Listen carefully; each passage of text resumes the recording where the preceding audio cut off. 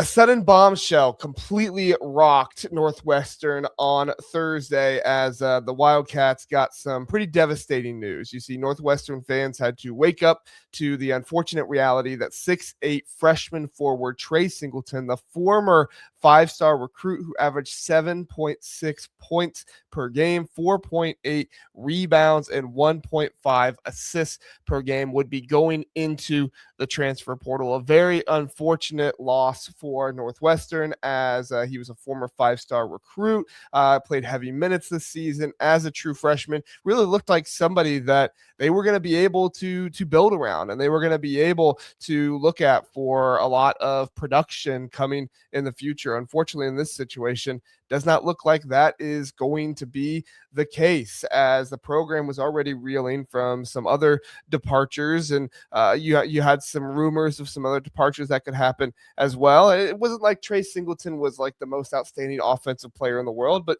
he was probably, I would say, your second best defender on this team. If you look at everybody, probably I would say your second best defender in the interior. Artinian Page was probably the best defender, especially on the interior for this team. But Tre Singleton was somebody that it looked like this team was going to be able to build around. But now with losing multiple other players, Singleton, rumors of Page maybe entering into the portal as well, looks like a very fragile foundation for this team, who is going to be primarily building off Jake West and Angelo. Ciaravino, I believe is how you pronounce it. Ciaravino, I believe is how you pronounce it. I apologize if I'm getting that wrong.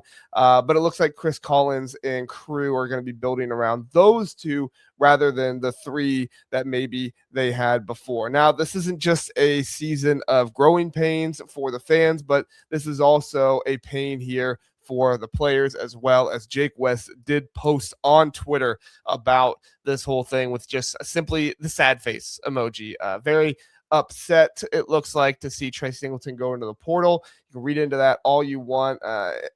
At the end of the day, I mean, I think it's pretty straightforward what happened here. We can try to say, well, maybe he doesn't like this, maybe he didn't like Chris Collins, and I think that all that talk is understood. I get why those conversations are happening, but point blank, this just seems like a money issue more than anything else. This seems like a money issue where Northwestern probably had a deal ready for Tre Singleton. Reports are indicating it was about $400,000, but Tre Singleton is the type of player who could get nearly $1 million, maybe even more, depending on if it's the right suitor or not. There's some rumors out there about Iowa State possibly being a suitor. They don't have hardly any money, so maybe they did outbid Northwestern. Maybe they're just really looking for Tre Singleton to build around. Maybe, I'm not sure. But there's also guys like Tennessee with their defensive emphasis that would probably be a fan of Tre Singleton. Baylor, Cincinnati would be some other places that would allegedly be going after him. I think you could see a team like, probably not any Big Ten teams off the top of my head that I could think of or that I've heard anything about. We'll see what happens, and more information will come out. But fans are obviously heartbroken, suspicious of what the rumblings are and who might be trying to go after Tre Singleton and trying to get him out the door, as there was probably some pretty obvious tampering going on in the situation, right? I mean, this is the world we live in college basketball today. Tre Singleton, a good young player at a program that was willing to pay him, but maybe not as much as some other programs would be able to afford to pay him. And so then that you have an obvious situation where, they say, hey, you come over here, we got this money for you. Maybe you heard from enough people saying, hey, $1 million, close to $1 million, maybe even more than $1 million. I think I saw one person say something about 1.3 for Tennessee.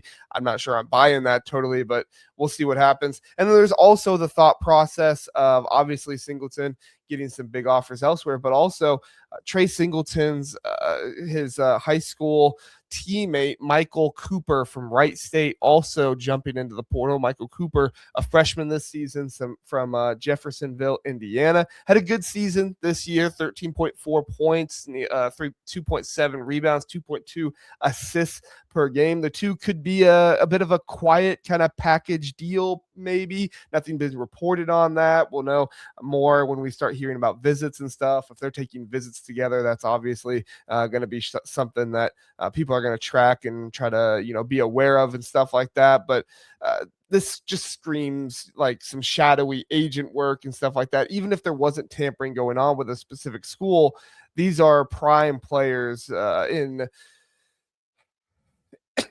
excuse me, and Tre Singleton, that agents are going to go and say, hey, you could get this money from them. You could get this money from them. Come over here, this money from them, this money, and just kind of continue to entice him and make him think, well, my value is this much more.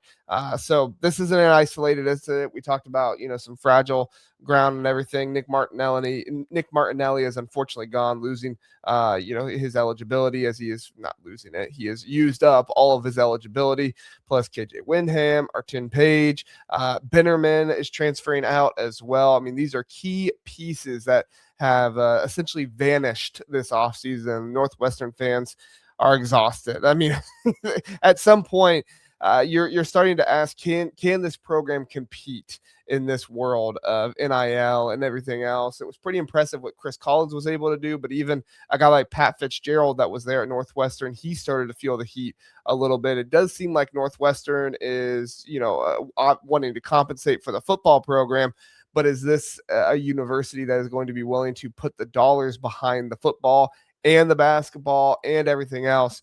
It's a pretty interesting situation to try to think about and see where players and people go with this right now. And of course, we also had an article released today from On3 where there was talks about how much programs are spending on their rosters and stuff right now. And there was a coach that was quoted by Pete Mako saying basically, what if you don't have $12 million to spend on your roster in college basketball, you're going to be in trouble. Now, that's not totally true, right? I mean, teams like Iowa and Nebraska made it to the Sweet 16. Iowa beat them, made it to the Elite Eight. Both of those programs spent well under $12 million on their roster. What they did have was talent that not everybody else in the nation saw.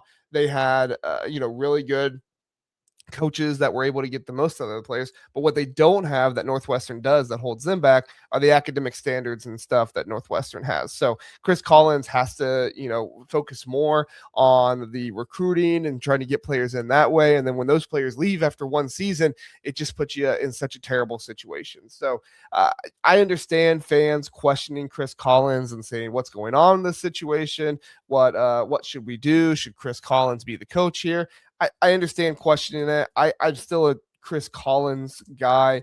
I'm still a Chris Collins believer, but I also am trying to be realistic about the situation. We'll go to Chris Collins' kind of history here and see it all. Oh, this is playing history. We got to go back to his coaching history there, coaching record. There we go. I understand people not being fully on board maybe with Chris Collins and wondering if he's the right guy for the job, but I would still say Chris Collins has taken Northwestern to the NCAA tournament 3 times, right? You took him to the NCAA tournament in 2016, 2017. You followed that up with a losing season, another losing season, another losing season. You just kind of kept having losing seasons. And then 22-2, back-to-back years, makes the NCAA tournament, able to get a win, beat Dusty May in the NCAA tournament when he was at Florida Atlantic. So I think Chris Collins has the chops to be a good coach. And of course, last offseason, there was rumblings that maybe he was trying to get out of Northwestern, and it's possible he may have seen some of this coming with maybe not as much NIL, not as much revenue sharing, things like that. Time will tell on Northwestern, but I do believe in Chris Collins, and I do think that he is a good coach. I think it's going to be really difficult for him to get out of Northwestern and go someplace else if he wants to, but as far as I'm concerned, stick with Northwestern, try to make the best out of it you possibly can, and keep trying to move ahead with it. I understand fans maybe not being the highest on Chris Collins right now, but I still think he is the type of coach that you want to continue to have there because he has shown he can have success even in this transfer portal, NIL, and revenue sharing era. What do you think, though? Are you out on Chris Collins? Are you not a believer of what's going on with Northwestern right now?